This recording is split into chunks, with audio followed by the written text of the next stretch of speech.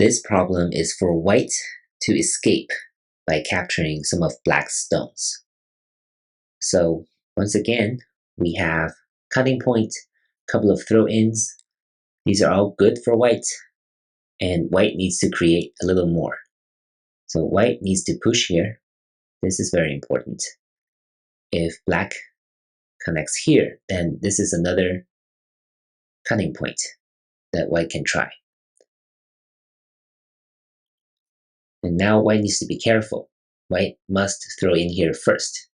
If white plays this first, then black can make a real eye. So this is really about making sure that black doesn't have any real eyes.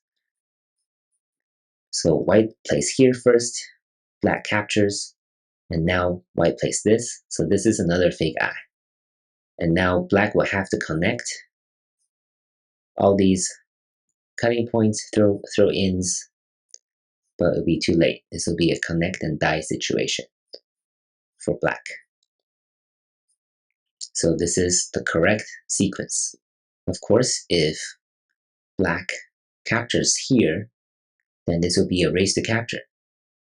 White will capture this one black stone. Black must connect here, and now this will be a victory for white, right? White is one liberty faster than black. And of course, white can play the throw in here first as well. This will be the same as the first variation. If black plays here, then the result will be similar. This is a 5 liberties versus 5 liberties situation, and white will be 1 liberty faster than black. Like this. So overall, once again, the key takeaway is to create an extra cutting point, make sure you play the throw-ins, and make sure black does not have any real eyes.